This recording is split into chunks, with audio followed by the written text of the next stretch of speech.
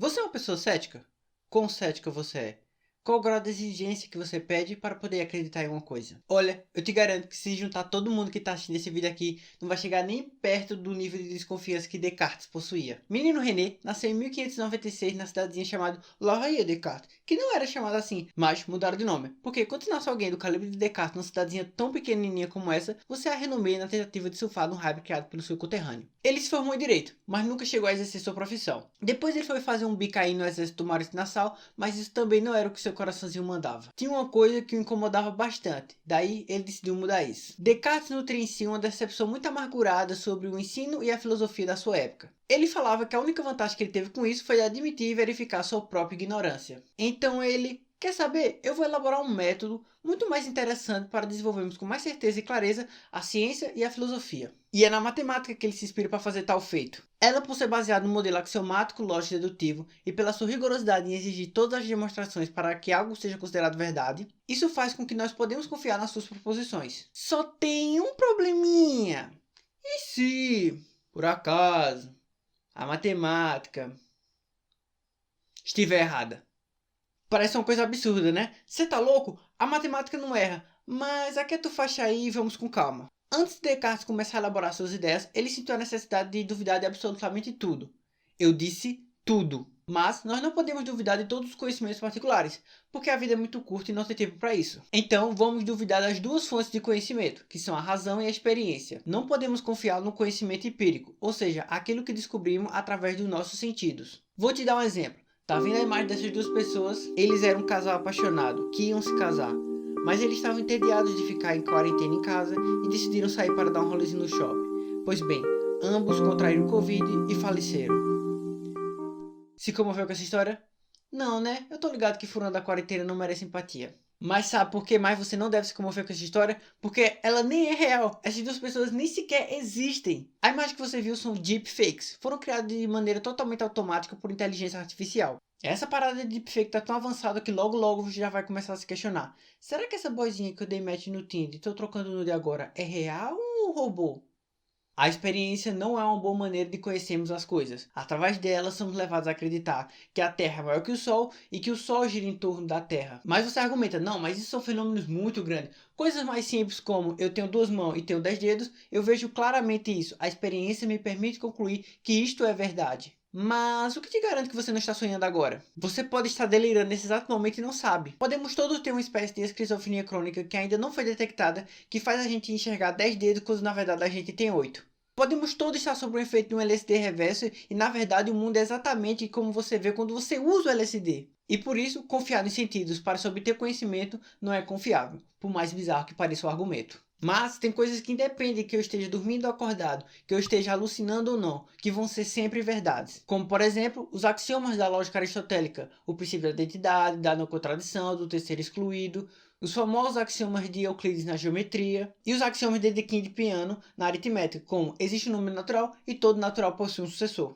Não importa se estamos aqui, não interessa se estamos vivos ou não. Tanto faz se a gente está na Matrix e escolheu a pílula azul. Os conhecimentos matemáticos obtidos através de demonstrações lógicas vão ser sempre verdades.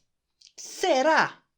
Pegue qualquer teorema matemático, analise sua demonstração. Cada linha de raciocínio que ali possui, através da razão, você concluirá que está certo. Porém, Descartes duvidou disso. Veja só a loucura que ele pensou. E se, de alguma forma, existisse uma espécie de gênio maligno, que está todo o tempo nos enganando? Então você vai lá, pega uma verdade matemática, olha para a prova dela e pensa, ok, está tudo correto. Porém, ela pode estar totalmente errada, pois esse gênio maligno nos faz acreditar que aquilo está correto. Esse tinhoso está todo o tempo no nosso cangote, fazendo a gente errar em nossos raciocínios. Então você pode usar propriedades extremamente simples como a transitividade e achar que está balando, mas na verdade aquilo não faz nenhum sentido. Está errado, porém você não percebe porque esse bode maligno engana você e a todo mundo. Mas você contra-argumenta. Se todo o conhecimento da matemática fosse falso, então quando a gente aplicasse ele no mundo real, teria que dar alguma merda, né? Porque se esse conhecimento é incorreto, por que aquele prédio não caiu se ele foi construído com essa matemática? Bom, se a gente tá assumindo que existe um gênio maligno com tais poderes, ele pode ter um pozinho mágico que joga ali em cima do prédio e faz com que ele não caia. E aí ele te engana novamente e te fazendo acreditar que aquele conhecimento funciona porque o prédio não caiu. Porra, isso não faz nenhum sentido, né? Como é que pode um negócio desse? Não pode existir um gênio maligno nos enganando o tempo todo. Mas é um argumento. Por mais bizarro que pareça, é um argumento. E aí, como é que você lida com isso? Como é que você mostra que isso não tem pé nem cabeça? Sabendo da nossa tara na matemática por demonstrações, enquanto esse argumento perdurar, não teremos outra escolha senão descartar todo o conhecimento produzido até aqui. Então, tudo que existe pode ser falso. Todas as verdades que obtemos através da experiência e pela razão não é nada garantido que estejam corretas. Então, não existe nada que podemos agarrar e falar, porra, isso aqui é verdade. Sim, ela existe, e é a frase cogito ergo sum. Em português, penso logo sou. Provavelmente você conhece essa frase como sendo penso logo existo. Porém, a tradução mais fiel para a máxima cartesiana que ele escreveu em latim é penso logo sou. Mas a versão mais popular é com o verbo existir, então aqui utilizaremos elas. Mas saiba que existe uma diferença. Descartes duvidou de tudo, e a isso ele chamou de dúvida hiperbólica. Assim, através da dúvida hiperbólica, concluímos que duvidamos. Mas, para duvidar, tem que pensar, e para pensar, tem que existir. Daí, penso logo existo. Só que a ideia do gênio maligno ainda não foi descartada. Então essa conclusão que tomamos agora pode ter sido obra dele. Isso quer dizer que ele está fazendo agora a gente acreditar que nós existimos. Mas isso só faz sentido se existimos, porque se nós não existimos, não teria nada para ele convencer. A frase penso logo existo foi escrita no seu livro Discurso sobre o Método, porém no seu livro posterior, chamado de Meditações sobre Filosofia Primeira, ele mudou para eu sou, eu existo, pois ele queria que a ideia que existe fosse uma intuição direta, não a conclusão de um argumento. Mas os esforços de Descartes não serviu de nada, porque o que realmente popularizou foi a frase cogito ergo sum, penso logo existo. E essa ficou sendo conhecida como a primeira verdade indubitável da sua filosofia. Todavia, dessa verdade não podemos concluir mais nada a partir dela. Ou seja, através dela não conseguimos resgatar todos os outros conhecimentos que obtemos através da razão. Por este motivo, o argumento do gênio maligno ainda está de pé. E para anular de vez a ideia desse tinhoso, Descartes puxa da manga uma velha carta, em que todo mundo que não sabe explicar uma coisa geralmente utiliza ela. Ele usou o exódio da argumentação. Ele invocou Deus. Agora que ele provou o cogito, ele vai atrás de provar a existência de Deus, aqui sendo um ser eterno, infinito e imutável. De todas as ideias que tenho em mim, só uma que eu não posso duvidar, e essa é a ideia de Deus. Porque eu não posso ser a causa da ideia de uma substância eterna, infinita e imutável. Posso sim ser a causa de todas as outras ideias que tenho, por imaginação ou combinação. Deus existindo e sendo necessariamente a causa da ideia que eu tenho dele, ele não pode ser imperfeito, o que exclui que ele possa me enganar.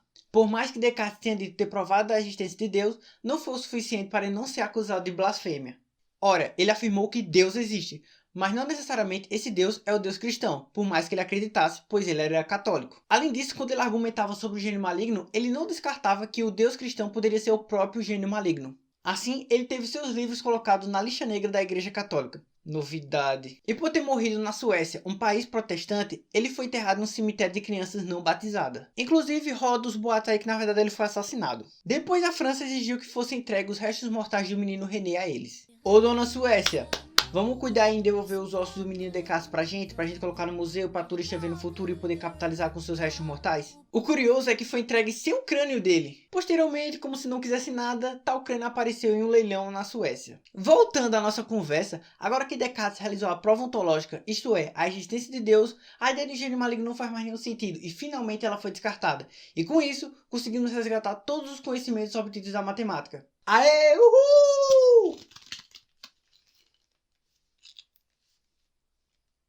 Agora, a matemática é um campo de certeza indubitáveis, e com isso ele pode dar prosseguimento na sua ideia de matematicalização da ciência.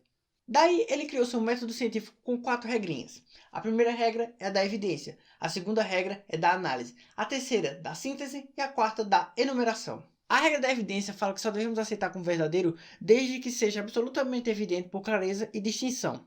Perceba que isso ocorre na nossa matemática, com nossos axiomas, verdades na quais não demonstramos, mas aceitamos pois são evidentes. A regra da análise diz que temos que dividir cada uma das dificuldades surgidas em tantas partes quantas forem necessárias, para resolvê-las melhor. Note que claramente utilizamos isso nos nossos processos de demonstrações matemáticas.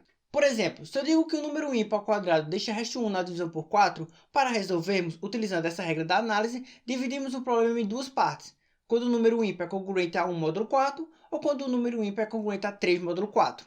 A regra da síntese manda ordenar o raciocínio indo dos problemas mais simples para os mais complexos. Isso já é bastante comum para todos nós. Pegue qualquer livro didático de qualquer disciplina. Verá que existe uma ordem de dificuldade crescente aos problemas apresentados ali. Isso já é bem registrado na matemática desde a antiguidade. Por exemplo, no primeiro elemento de Euclides, o primeiro problema consiste em construir, utilizando régua e compasso, um triângulo equilátero. Very easy. Já o penúltimo problema traz o bendito do teorema de Pitágoras. Very hard. Por fim, a última regra, a da enumeração, consiste em que realizamos verificações completas e gerais para ter absoluta segurança de que nenhum aspecto do problema foi omitido. Veja, mesmo que você afirme ter resolvido um problema, é necessário que outras pessoas façam revisão no que você fez, para ter segurança que aquilo não está errado. Por exemplo, em 1993, o menino André Wiles afirmou ter resolvido o famoso último teorema de Fermat. Foi lindo, foi numa apresentação, depois que ele terminou, pegaram ele, jogaram pro alto, abriram champanhe, foi uma festa. Depois de mais de 350 anos, esse teorema foi finalmente demonstrado.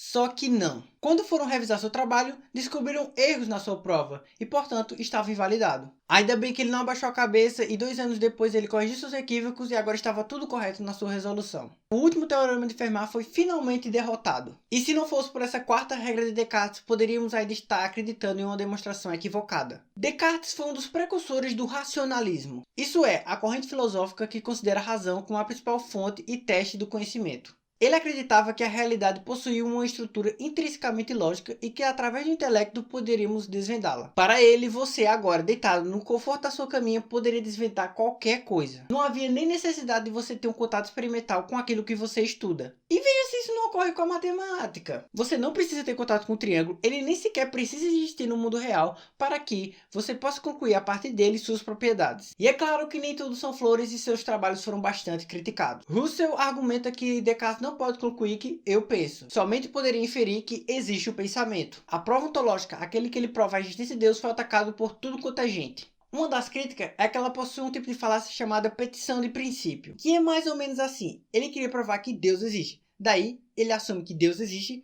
usa isso no argumento e no final conclui que Deus existe. Como podemos notar, isso é claramente falacioso. Todavia, suas obras foram de extrema importância. O discurso sobre o método e meditações sobre a filosofia primeira foram um marco para o início da filosofia moderna e influenciou demais o desenvolvimento das ciências naturais. Sem contar na célebre obra La Géométrie, que é responsável pelo surgimento da geometria analítica, que é a fusão da álgebra com a geometria. Super necessária para o avanço da tecnologia da época e atual também. Bom, é isso galera, obrigado por ter assistido esse vídeo até aqui. Se inscreve no canal, dá like, compartilha esse vídeo com o crush que você deu match no Tinder. Verifica depois se ele é uma pessoa de verdade e não um robô. Se for, tem problema não, máquina precisa de carinho de vez em quando também. Um salve aí pra quem acertou a cor do cabelo que vai aparecer nesse vídeo. As latas de pitu de vocês estão garantidas, hein? Depois me cobra que a gente se acerta, tá beleza? E o jogo continua, hein? Quer uma latinha de pitu também? Comenta aqui embaixo qual será a próxima cor de cabelo que eu vou aparecer aqui. Se acertar, leva. Me segue no Instagram, ou eu sou o bode devidamente espaçado por underlines. E é isso, obrigado pela atenção e até a próxima. Beijinho, beijinho. Tchau!